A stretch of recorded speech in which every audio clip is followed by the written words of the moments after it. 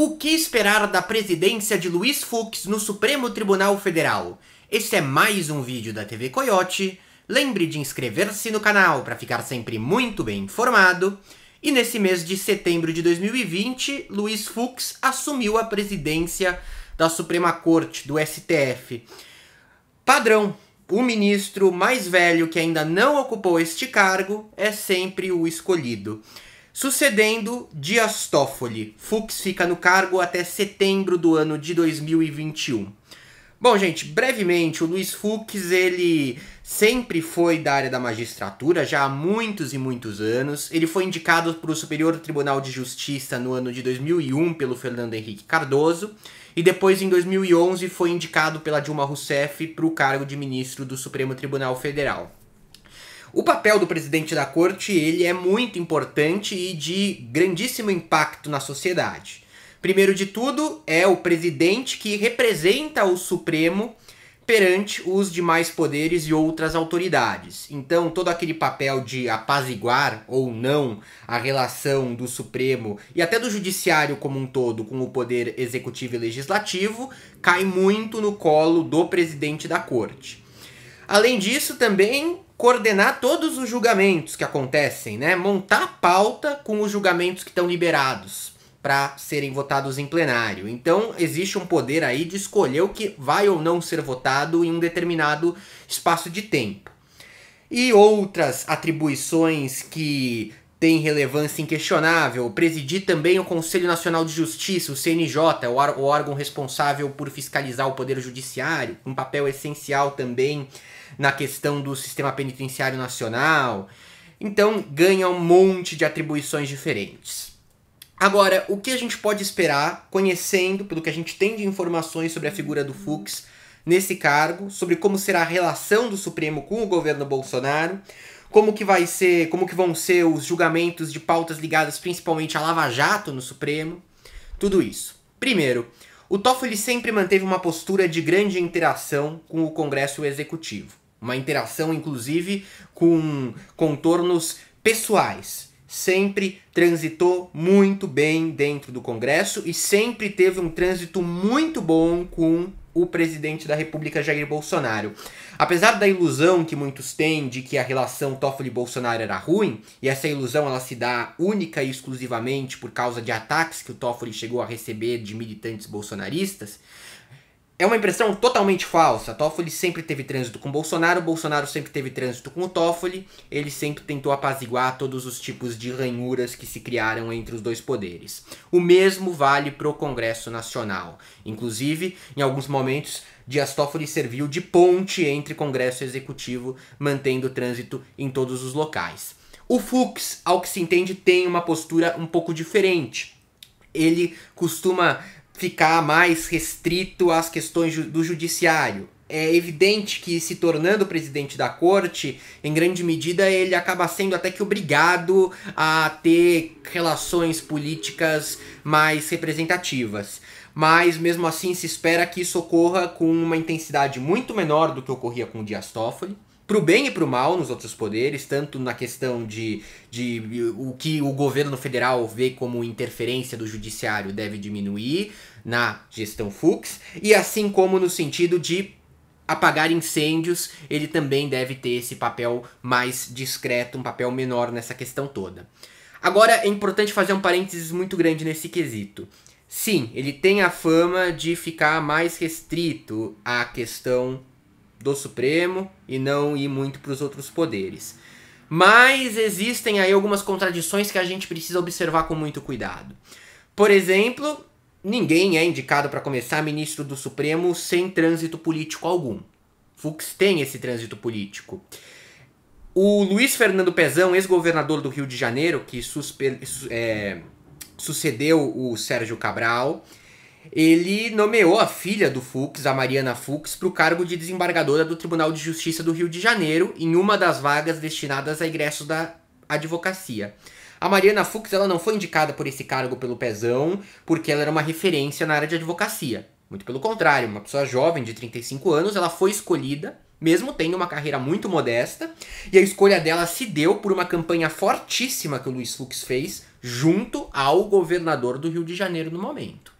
Então, é um exemplo aí de uma atuação política dele que levou a filha dele a ter esse cargo. Vocês que julguem se isso é correto ou não, é fato. Ao mesmo tempo, sempre se destacou muito também o Luiz Fux como um amigo extremamente próximo da Adriana Anselmo, né? Ex-primeira-dama do Rio de Janeiro, esposa do Sérgio Cabral, um dos principais alvos da Operação Lava Jato. Então o Fux sempre foi muito amigo, muito próximo da Adriana Anselmo. O que eu coloco aí para destacar é, ok, não há um grande trânsito político, ao mesmo tempo, no estado do Rio de Janeiro em particular, ele demonstrou um grande trânsito de cunho principalmente pessoal. Algo a se observar durante a gestão, há um mistério aí sobre como ele vai lidar nessa situação toda. E falando em Lava Jato, um pouco contraditório ou não, talvez o motivo esteja talvez um pouco aí. Fux, apesar de amigo de Adriana Anselmo, de relações próximas inclusive na questão política, com alvos da Lava Jato do Rio de Janeiro, é hoje um dos maiores defensores da operação dentro do Supremo Tribunal Federal. Inegavelmente, e colocando em comparativo com o Dias Toffoli, ele é o herói da Lava Jato. Toffoli sempre teve uma postura mais crítica à operação, por entender que aconteciam abusos na condução das investigações e dos processos.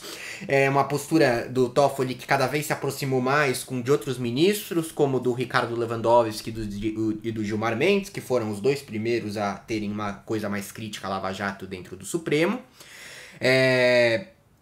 O Fux antagoniza em todos os sentidos, destacando daqueles vazamentos do ano passado do site da Intercept Brasil, a mensagem em Fux We Trust foi enviada pelo Sérgio Moro para o Deltan Dallagnol em um certo momento, né, em tradução, em Fux podemos confiar, né, e virou basicamente uma mensagem que logo, quando a gente pensa no Luiz Fux, vem à mente essa proximidade com a Operação Lava Jato. A mensagem ela apenas simboliza isso, é algo completamente observável, vendo a forma como ele atuou como ministro desde o início da operação. Em janeiro desse ano, por exemplo, em uma decisão individual, ele suspendeu por tempo indeterminado a implementação daquele juiz de garantias, que tinha sido aprovado pelo Congresso Nacional na esteira dos vazamentos do The Intercept Brasil, juiz de garantias em que você fazia com que tivessem juízes distintos, um responsável pela investigação e outro pelo julgamento do acusado, né? Não podendo ser a mesma figura como aconteceu em uma série de momentos na própria Lava Jato, por exemplo, com o Sérgio Moro. Então, essa é uma decisão do Fux, mas todas as decisões, praticamente, e não só decisões, as falas, as entrevistas, os votos, a forma como ele expressou os votos dele em uma série de processos, mostram uma proximidade imensa com a Operação Lava Jato, né? Apesar ou não apesar de relações próximas com alguns investigados. Então, outro ponto, Lava Jato se fortalece, vou colocar um parênteses nisso no final do vídeo, mas a princípio com Fux na presidência se fortalece, ganha um aliado, uma pessoa que vai colocar em pauta no momento conveniente as questões ligadas à Lava Jato. Na questão sobre o trânsito político, a tendência é de um Supremo mais fechado aos outros poderes, para o bem, para o mal, certo? E outros pontos, Fux tem uma postura muito corporativista, ou seja, ele defende intensamente os interesses da magistratura. Um caso simbolizou muito bem isso daí. Numa decisão individual, numa decisão monocrática do ano de 2014, o Fux garantiu auxílio moradia de R$ 4.300 para todos os juízes do Brasil que não tinham apartamento funcional. Uma decisão claramente favorável aos ministros, tendo ganhar dinheiro como algo favorável aos ministros, aos juízes, todos, e com um custo imenso para o Estado, um custo de 70 milhões de reais por mês. Em 2018, essa decisão do Luiz Fux foi derrubada por ele próprio. Porém, foi feito isso por ele porque naquele momento foi aprovado um reajuste de remuneração para a categoria para compensar o fim desse benefício. Então eles passariam a receber o mesmo dinheiro, só que não como auxílio moradia, como salário. Uma decisão de grande impacto de péssima repercussão, principalmente no executivo, porque cria uma série de custos novos, mas que beneficia a categoria. Não se espera algo muito diferente dele na frente, na presidência da corte. Colocar em pauta, dar protagonismo a questões ligadas a benefícios, a questões ligadas à sua categoria, a magistratura. E isso ganha um destaque excepcional agora no fim do ano de 2020 pela reforma trabalhista que corre no Congresso. A reforma trabalhista não inclui magistrados, então ela corta benefícios em grande medida. Eu tenho um vídeo sobre a reforma, vou linkar aqui no final. Mas corta benefícios em grande medida de servidores que não têm tantos benefícios assim como a magistratura, por exemplo, tem. Evidentemente, até por pressão da sociedade, você vai ter pelo menos uma discussão sobre a inclusão de juízes, né? Assim como o governo federal deixou de fora também militares e algumas outras categorias. O Fux serve como uma pressão muito grande para que a magistratura não seja inclusa. E já adianto, é muito improvável que ela seja inclusa nesse caso, tudo bem? Com relação a costumes e economia, Fux pode ser visto aí como um liberal, tanto em costumes, tanto em economia, tá? Mas ao mesmo tempo, em algumas declarações recentes, ele já deixou evidente que não pretende colocar questões muito polêmicas em pauta. Primeiro, com relação a costumes, não pretende, por exemplo, colocar em pauta a questão da descriminalização do porte de drogas para consumo, certo? Que é uma questão que tá para ir para o plenário a todo momento. Também não deve pautar uma ação de 2017 que busca legalizar o aborto no Brasil. Tudo bem? Ele já deixou claro que não pretende colocar isso no Supremo. A visão dele como liberal na economia se dá por uma série de decisões que ele já tomou e uma série de pronunciamentos. Mas a gente pode antagonizar com isso e colocar como ele vai ser liberal na economia se defende aí um auxílio moradia de 4.300 a todos os juízes do Brasil. É importante deixar aqui essa parte sublinhada. Quando o assunto é magistratura, não se vê muito bem dessa forma. Agora o seguinte, gente, eu comentei sobre a chegada dele na presidência, a proximidade com a Lava Jato, sobre como isso pode favorecer a operação. Apesar de diretamente isso sim favorecer a Operação Lava Jato, existem uma série de outras variáveis que estão correndo agora que vão no sentido oposto. Por exemplo, a aposentadoria do ministro do Supremo Tribunal Federal, Celso de Mello, que vai acontecer no final desse ano. Ele vai ser substituído por uma figura escolhida pelo Bolsonaro, que tem que passar o nome no Senado. Essa figura, muito provavelmente, não vai ser uma pessoa, vamos dizer, lavajatista, porque Bolsonaro quebrou com a Lava Jato, isso é evidente desde a saída do Sérgio Moro do cargo, né? Se em algum momento os interesses eram idênticos, agora existem alguns interesses específicos diferentes, principalmente interesses de cunho eleitoral, né, que surgiram depois. Então, evidentemente não, mas provavelmente Bolsonaro não vai indicar alguém com postura lavajatista. O Celso de Mello que vai sair, ele é crítico da Lava Jato e foi ficando cada vez mais crítico da Lava Jato. Foi aumentando desse lado do Supremo com Lewandowski e Gilmar. Só que existe no Supremo a divisão primeira e segunda turma, né? Primeira turma 5 ministros, segunda turma 5 ministros, o 11º, no caso, o presidente é o Fux. O Fux vai deixar a primeira turma para assumir o cargo, o Toffoli também era da primeira turma, volta para ela. A questão é a seguinte, com a aposentadoria do Celso de Mello, vaga liberada na segunda turma. É provável que o Dias Toffoli ocupe a vaga do Celso, porque quando você tem uma vaga liberada, né, a corte está desfalcada até que haja a escolha do novo ministro, e aí você tem no regimento a autorização para que um ministro da primeira turma peça para ir para a segunda.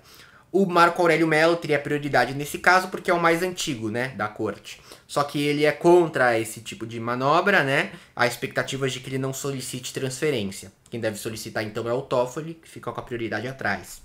Toffoli indo para a segunda turma, apesar de Celso ser crítico da Lava Jato e crítico cada vez mais pesado da Lava Jato, Toffoli é muito mais. Toffoli ainda é muito mais, Toffoli tá lá no bolsão Gilmar Mendes e Ricardo Lewandowski. 3 votos contra, 2 a favor a Lava Jato na segunda turma, porque isso interessa, porque a segunda turma é onde estão a maioria dos processos da operação. Um ganho para julgamentos em plenário, um ganho forte com a chegada do Fux, mas ao mesmo tempo uma chance de enfraquecimento da operação dentro do Supremo Tribunal Federal, com a substituição do Celso no plenário com a escolha do Bolsonaro e mais ainda com a mudança de uma vaga na segunda turma da corte. Resumindo, gente, diferença Toffoli e Fux, o que muda a partir de agora? Postura mais lavajatista, postura mais liberal nos costumes, mas provavelmente manifestada de forma muito discreta. Postura favorável aos interesses da magistratura e também uma relação, pelo menos do ponto de vista pessoal, menos próxima com o executivo e legislativo, no âmbito, pelo menos federal, a se ver exatamente como vai ficar. Espero que tenha ficado bem claro o resumo. Qualquer crítica, dúvida ou sugestão é só comentar aqui embaixo. E lembre que você pode colaborar com o meu trabalho se tornando membro, é extremamente importante. A TV Coiote vive do apoio dos membros, é o que realmente remunera o canal. Só clicar em Seja Membro aqui embaixo e você tem acesso também a uma série de benefícios diferentes. Abraços e um ótimo final de semana a todos.